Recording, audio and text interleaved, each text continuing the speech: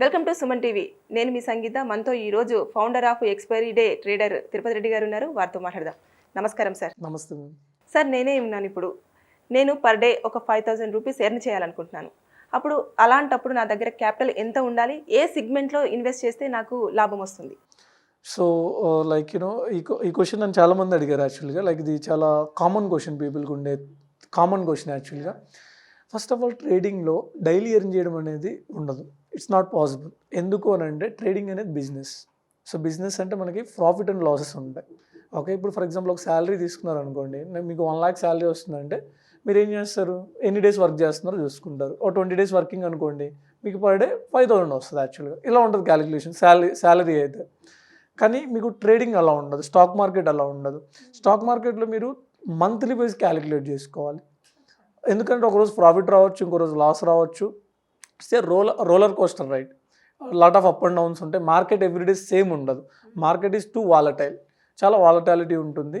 So ఆ వాలటాలిటీకి ఒకరోజు good day ఉంటుంది, ఒకరోజు బ్యాడ్ డే ఉంటుంది. సో బ్యాడ్ డేస్ మనం లాస్ బుక్ చేయాలి, గుడ్ డేస్ ప్రాఫిట్ వస్తుంది ఆబ్వియస్లీ. సో అప్పుడు మనం మంత్లీ వైజ్ క్యాలిక్యులేట్ చేసుకోవాలి మన ప్రాఫిట్ అండ్ లాస్ అనేది. లేదా ఇంకా బెటర్ వే ఏంటంటే క్వార్టర్లీ, అంటే ఎవ్రీ 3 monthsని మనం క్వార్టర్గా కన్సిడర్ చేస్తాం. క్వార్టర్లీ మన పర్ఫార్మెన్స్ ఎలా ఉందో చూజ్ చేసి మనం క్యాలిక్యులేట్ చేసుకోవాలి. ఈ వేలో ఫస్ట్ మనం ఈ వేలో వెళ్తే ఏంటంటే మనకి ఎవ్రీడే స్ట్రెస్ ఉండదు.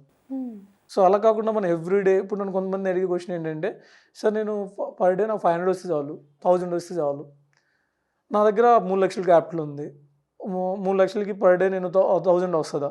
పోకుండా. స్టాక్ మార్కెట్ అలా అలా అలా వర్క్ అవ్వదు. బేసిక్ ఈ సిస్టమ్ అలా వర్క్ అవ్వదు. అసలు పర్ డే అనేది అసలు ఉండదు. మీ దగ్గర ₹1 కోటి క్యాపిటల్ ఉన్నా ఈ సిస్టమ్ అలా వర్క్ అవ్వదు. ఓకే, ఇది బిజినెస్లో ప్రాఫిట్ అండ్ లాస్ ఉంటుంది. ఇప్పుడు ఫర్ ఎగ్జాంపుల్ మనం ఒక హోటల్ బిజినెస్ స్టార్ట్ చేసాం, మీకు పర్ డే ఇంత బిజినెస్ జరుగుతుందని మీకు గ్యారంటీ చెప్పగలరా? లేదు. ఎందుకనంటే ఇట్స్ అ బిజినెస్, కస్టమర్స్ని బట్టి ఉంటుంది బేసిక్గా. సేమ్ థింగ్ స్టాక్ మార్కెట్ కూడా బిజినెస్ యాక్చువల్గా. ఇందులో ఫిక్స్డ్ ఇన్కమ్స్ అలాంటివి అనేది పాసిబుల్ అవ్వదు యాక్చువల్గా. అది ఫస్ట్ మైండ్ సెట్. రెండోది వచ్చేసి ఇప్పుడు మనం ట్రేడింగ్ స్టైల్, ఇప్పుడు మనం లైక్ నేను ఇంతకుముందు వీడియోలో నేను ఇన్వెస్టింగ్ గురించి చెప్పాను, ట్రేడింగ్ గురించి చెప్పాను. సో ఇన్వెస్టింగ్ గురించి పక్కన పెట్టేద్దాం, కంప్లీట్ ట్రేడింగ్ గురించే మాట్లాడదాం. Trading means active income generate చేయడం బేసిక్గా. సో ఏ సెగ్మెంట్స్ ఎలా ఉంటుంది? ఇప్పుడు ఫర్ ఎగ్జాంపుల్ ఒక పర్సన్ కంప్లీట్ ఖాళీగా ఉన్నాడు. 9:15 మార్నింగ్ 9:15 మార్కెట్ స్టార్ట్ అవుతుంది, 3:30 క్లోజ్ అవుతుంది. సో 9:15 నుంచి 3:30 వరకు తనకు ఫ్రీ టైం ఉంది అనుకుందాం. తనకు స్కిల్ ఉంది, నాలెడ్జ్ ఉంది, అంత టైం స్పెండ్ చేయగలడు. మనం ఇంతకుముందు ప్రీవియస్ వీడియోలో ఏవైతే క్వాలిటీస్ డిస్కస్ చేసామో ఆ క్వాలిటీస్ అని తనకు ఉన్నాయి అనుకుందాం. సో ఇక్కడ మన సెగ్మెంట్స్ వచ్చి, ఒకటి ఈక్విటీ ఉంటుంది, 2 డెరివేటివ్ సెగ్మెంట్. డెరివేటివ్ సెగ్మెంట్లో కూడా ఫ్యూచర్ అండ్ ఆప్షన్స్ ఉంటాయి. And futures different, options different. మళ్ళీ ఆప్షన్స్ విషయానికి వస్తే ఆప్షన్ బయ్యింగ్ ఉంటుంది, ఆప్షన్ సెల్లింగ్ ఉంటుంది. సో ఇది బేసిక్గా సెగ్మెంట్ వచ్చి. ఆ తర్వాత కమ్యూడిటీ సెగ్మెంట్ ఉంది, 4x సెగ్మెంట్ ఉంటుంది. ఎక్కువ మంది కమ్యూడిటీ కానీ 4x కానీ 4x చాలా తక్కువ చేస్తారు, కమ్యూడిటీ సెగ్మెంట్ కూడా తక్కువ చేస్తారు. ఎక్కువ మంది ఇండియాలో ట్రేడ్ చేసేది వచ్చేసి ఇంట్రాడే ట్రేడింగ్, ఆప్షన్స్. డెలివరీ ట్రేడింగ్లో కూడా ఆప్షన్స్ చేస్తారు. ఇప్పుడు మీకు మీ రిస్క్ కెపాసిటీని బట్టి మీరు సెలెక్ట్ చేసుకోవాలి మీ సెగ్మెంట్ అనేది. మీకు 9:15 నుంచి 3:30 టైం ఉందనుకుంటే మీరు ఇంట్రాడే ట్రేడింగ్ చేయొచ్చు. బట్ ఇంట్రాడే ట్రేడింగ్ అనేది ఆపర్చునిటీ ఉన్నప్పుడే చేయాలి, ఎవ్రీడే చేయకూడదు. ఎస్పెషల్లీ మీ కెరియర్ అనేది ఆప్షన్ బయింగ్తో మాత్రం చేయొద్దు. ఆప్షన్ బయింగ్ అనేది మోస్ట్ డేంజరస్ ట్రేడింగ్. ఓకే, చాలామంది బిగినర్స్ నాకు కాల్ చేసే పీపుల్, నేను 10 lakh లాస్ అయ్యాను, 15 lakh లాస్ అయ్యాను. ఇట్స్ నాట్ వాళ్ళు బిగినర్స్ కదా, మార్కెట్లో ఎప్పటి నుంచో 15 years నుంచి అలా లైక్ 15 years 20 years నుంచి ఉన్న వాళ్ళు కూడా. సో లైక్ నేను 20 lakh లాస్ అయ్యాను, 30 lakh లాస్ అయ్యాను ఇలా చెప్తుంటారు. ఏం చేశారంటే నేను ఆప్షన్ బయింగ్ చేశాను. సో ఆప్షన్ బయింగ్ కూడా ఏం చేస్తారంటే అవుట్ ఆఫ్ ద మనీస్ బై చేస్తారు. ఎందుకు అవుట్ ఆఫ్ ద మనీస్ చేస్తారంటే, అవుట్ ఆఫ్ ద మనీస్కి ఇప్పుడు ఫర్ ఎగ్జాంపుల్ మన దగ్గర 10,000 ఉందనుకోండి, మనం ఇంత మనీ బై చేయాలంటే ఒక లాట్ వస్తుంది. అది out of the money by చేసామనుకోండి 20 lots వస్తాయి. 20 lots అది 5 rupees పెరిగినా మన క్యాపిటల్ డబుల్ అయిపోద్ది, కానీ అది పెరగదు. ఒక చిన్న స్పైక్కి 0 అయిపోద్ది యాక్చువల్గా అది. సో ఆప్షన్ బయింగ్ అంత డేంజరస్ ట్రేడింగ్. ఎవరు మీ కెరియర్ని ఆప్షన్ బయింగ్తో అయితే స్టార్ట్ చేయొద్దు. సో ఇక్కడ ఆప్షన్ సెల్లింగ్ ఉంటుంది బేసిక్గా. మీరు ఇంట్రాడే ట్రేడింగ్ చేయాలి అంటే మీ దగ్గర డీసెంట్ క్యాపిటల్ ఉండాలి. యూనో మీ దగ్గర ఫర్ ఎగ్జాంపుల్ ఓన్లీ ఒక 2 lakh క్యాపిటల్ ఉందనుకోండి, ఆప్షన్ బయింగ్ ఒక మెథడ్ ప్రాక్టీస్ చేయండి. మీకు బటర్ఫ్లై స్ట్రాటజీ అని ఉంటుంది, ఐరన్ కాండర్ అని ఉంటుంది, ఐరన్ ఫ్లై అని ఉంటుంది.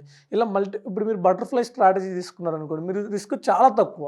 మీరు ఎవరైనా బిగినర్స్ ఉంటే మీ ట్రేడింగ్ జర్నీ బటర్ఫ్లై స్ట్రాటజీతో స్టార్ట్ చేయండి. ఈ బటర్ఫ్లై స్ట్రాటజీలో రిస్క్ చాలా తక్కువ ఉంటుంది, మినిమం రిస్క్ ఉంటుంది. అంటే మీకు ఏం తెలియకపోయినా ఆ స్ట్రాటజీ పెట్టి వదిలేశారనుకోండి, మీకు అంటే లాస్ అనేది ఫిక్స్డ్, మీకు మ్యాక్సిమం లాస్ అనేది ఫిక్స్డ్ ఇక్కడ. అందువల్ల ఏంటంటే మీరు బటర్ఫ్లై స్ట్రాటజీ ఇలా ఆప్షన్ సెల్లింగ్ చేద్దాం అనుకుంటే దీంతో స్టార్ట్ చేయండి. అలా లేదు మీరు లెర్నింగ్ మెథడ్తో స్టార్ట్ చేద్దాం అనుకుంటే ఈక్విటీ స్టాక్స్ నుంచి స్టార్ట్ చేయండి.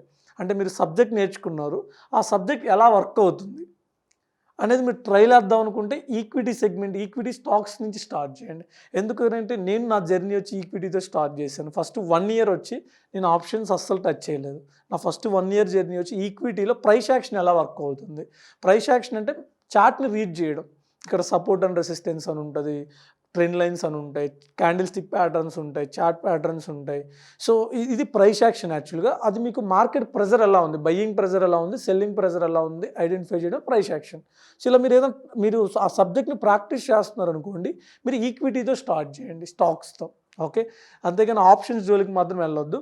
మీకు ఆ మార్కెట్ డైరెక్షన్ ప్రిడిక్ట్ చేయడం వచ్చిన తర్వాత ఆప్షన్స్లోకి షిఫ్ట్ అవ్వండి. అంటే ఇప్పుడు ఒకవేళ నేను పర్ డే ఎర్న్ చేయాలంటే అసలు ఇంకా అది కుదిరే పనే లేదంటారు. లేదు, ఛాన్సే లేదు. అలాంటి మైండ్ సెట్ ఉంటే రావద్దు స్టాక్ మార్కెట్లోకి.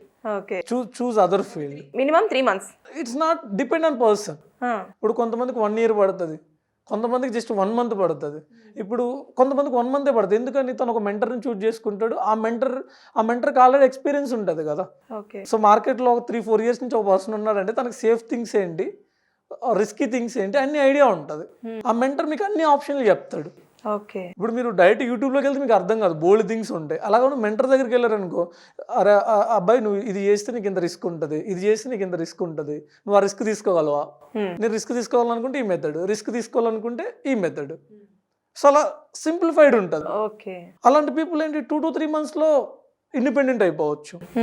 అలా కూడా మీరు ఏ మెంటర్ లేకుండా ఇండిపెండెంట్గా వెళ్దాం అనుకుంటే మాత్రం మీకు టైం పడుతుంది. 1 year, 1.5 years, 2 years.